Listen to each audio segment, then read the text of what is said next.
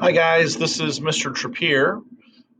Some of you that'll be watching this video are my students, and some of you may not be my students. So I want to make sure I introduce myself to you. I want to talk to you today a little bit about scheduling for 10th grade. So you guys are all freshmen, and we're looking to see what science course we're going to be taking next year. And for some of you, it's kind of an easy decision. Maybe you've already planned this out. Maybe you've talked to your parents and maybe talked to a guidance counselor and you kind of know what you're going to be taking. But I'm also going to guess a lot of you don't know. You just aren't really sure of what what class you're going to be in next year in regards to science. So let's first start off by just kind of thinking about this question. What should I take? And really, it kind of depends on you. It depends on a couple of things. I always ask my students, what do you want to do with your life? And that question for a lot of sophomores or freshmen, I should say, is something that is not an easy answer. Like a lot of you probably don't know, what you're going to do with your life, what job you're going to have, what college you're going to go to if you're going to go to college. So it may not be an easy thing to answer. Others, you guys know exactly what you're going to do. Like some of you already know, and you've been planning since you were 5 years old, that you're going to be a dentist or you're going to be, I don't know, an engineer or you're going to be a nurse or whatever you're going to be. But for everybody, that's not a real easy question to answer, but it's a discussion that I think is worth having with somebody in our school building, either with our guidance counselors or with one of your teachers. Do you plan on going to college? Some of you may not be. Maybe you want to go into the military after school. Maybe you plan on going to, I don't know, carpentry school or a trade school. But if you want to go to college, I mean, we kind of need to start thinking about that a little bit. What do you plan on majoring in? There's a lot of college majors out there that I'll bet a lot of you aren't even aware of. So that's something that we have to start thinking about as well. But again, as freshmen, what you want to do now, that might end up changing down the road. I know when I was a freshman in high school, I had no idea what I wanted to do. When I got into college, I changed my major two or three times, before I settled on becoming a science teacher. So it really depends, and it's going to change probably as you go through your scholastic career. Where do you see yourself in 10 years? Do you see yourself, working as a nurse in a hospital? I mean, do you see yourself, I don't know, still in college, going to, I don't know, maybe medical school or something? I don't know.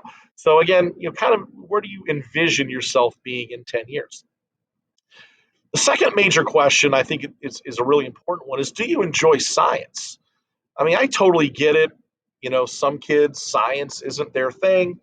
They really don't enjoy it. It's not like their favorite subject. But if you really do enjoy it, then that is probably going to influence what you're going to take next year. Question three: are you willing to put the work in if you take a more rigorous course, like an AP class or an honors class? I mean, those classes are a little bit more rigorous. They are a little bit harder.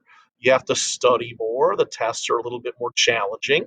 But that kind of goes along with, an AP class or an honors class. So if you're one of those kids who's like, I really don't want to take those harder classes, then you don't have to, but, we kind of want you to challenge yourselves. If you're in pre-AP biology right now, for example, which is a more rigorous course than the regular biology class, then why wouldn't you just continue on that path and take a more rigorous science course next year? So that's kind of the way we sort of envision that. But these are things, again, that you kind of have to ask yourself before you make the decision of what you're going to take. Okay, so let's talk a little bit about what your choices are going to be for next year.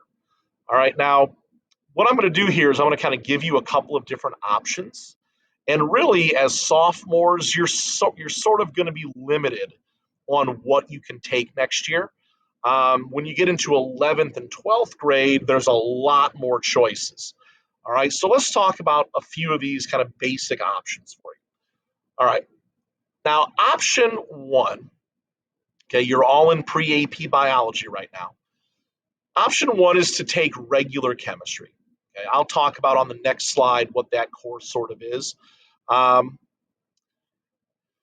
I don't really recommend a lot of my pre-AP biology students take this class.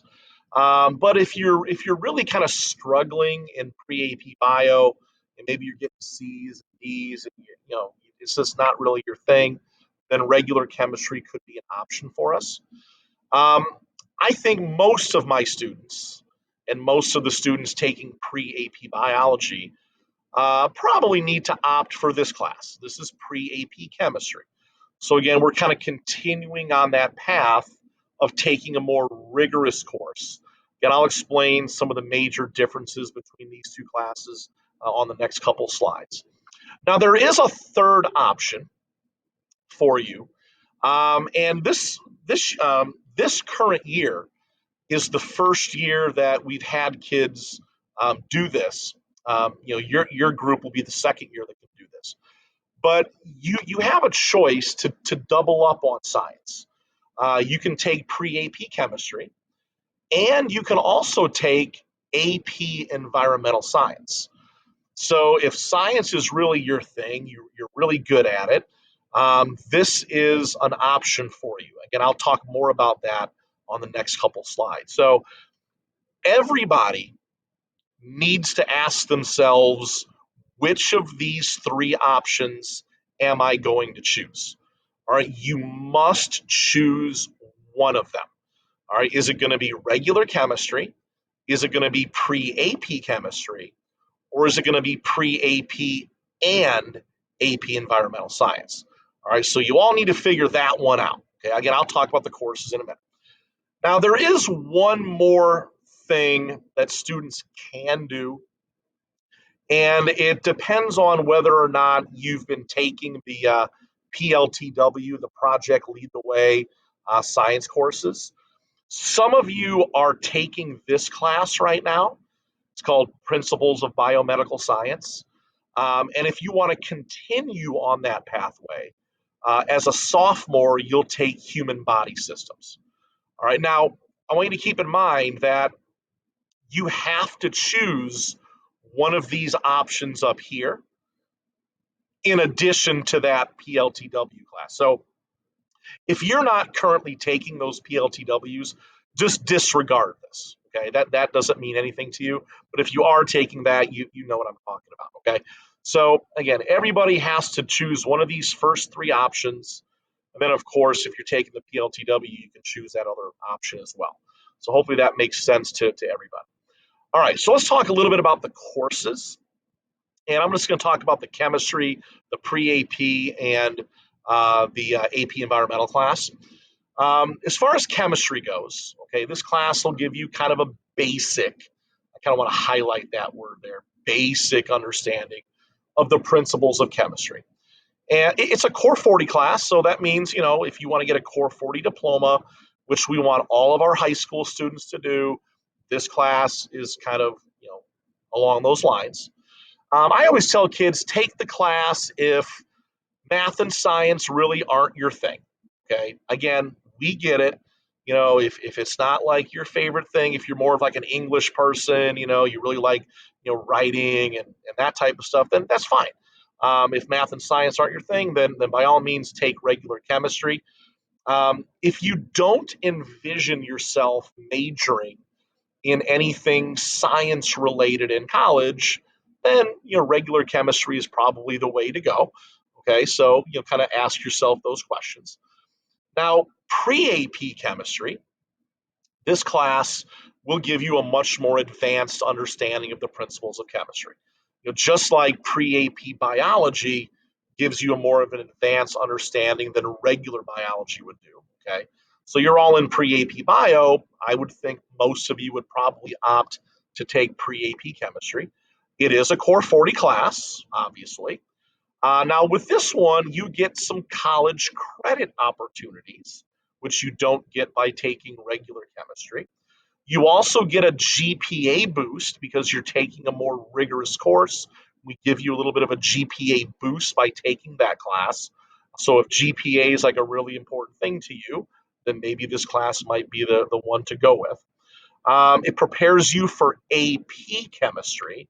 So if that's a class that you envision taking down the road, um, this would be the course to take, not regular chemistry. Okay, I'm just telling you that if you take regular chem and jump into AP chem, that is a massive leap that most kids fail. Okay, so definitely take the pre-AP chem if you're going to take AP chemistry.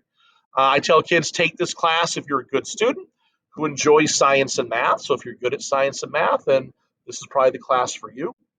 If you want to challenge yourself by taking a more rigorous course, then of course this is the one for you.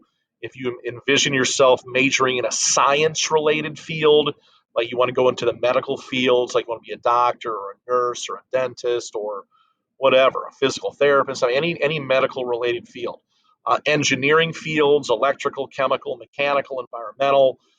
These are all things you probably would want to take AP, pre-AP chemistry for. All right, so hopefully that gives you an idea of which one of those two to take. Now, the other one we talked about was AP environmental.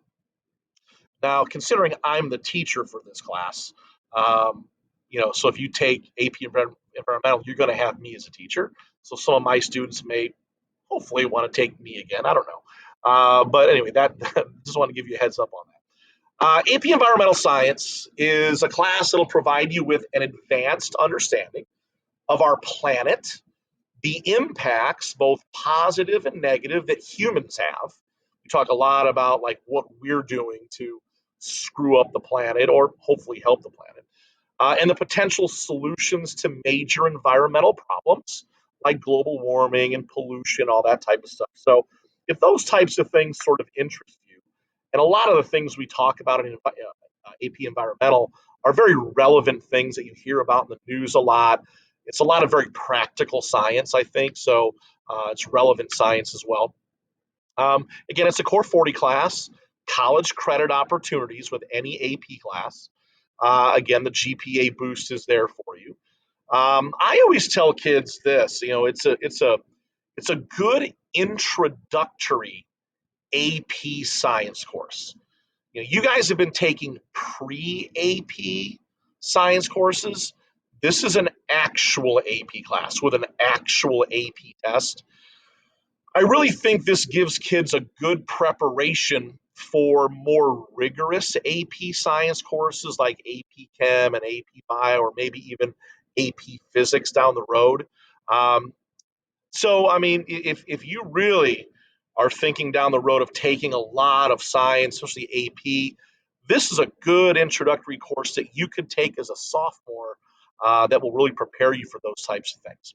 So, take this class again if you're a good student who enjoys science and math. If you're interested in relevant topics that you see in the news all the time, we talk about things like global warming and pollution and endangered species, those types of things. A little bit of additional info about the course.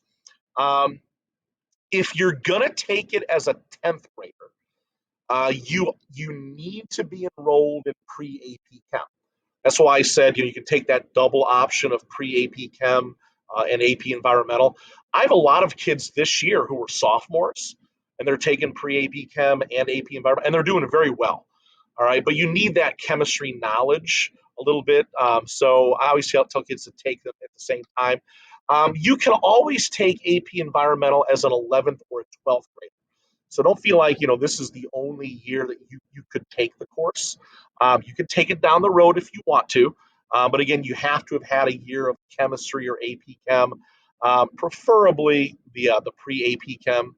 Um, I don't want kids taking this class as sophomores that are taking regular chem along with it.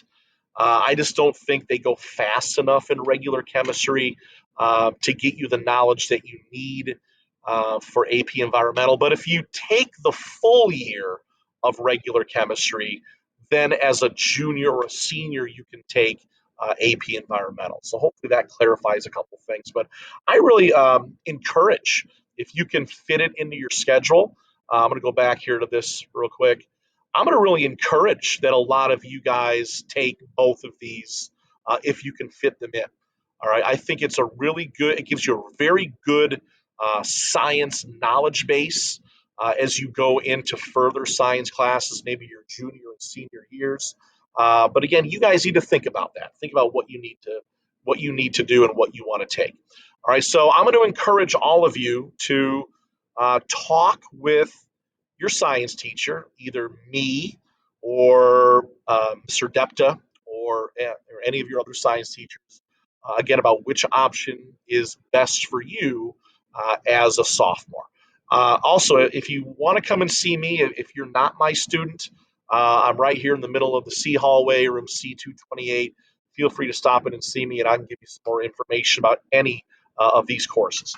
All right, guys, have a great day, and hopefully you guys make the right choices. Take care.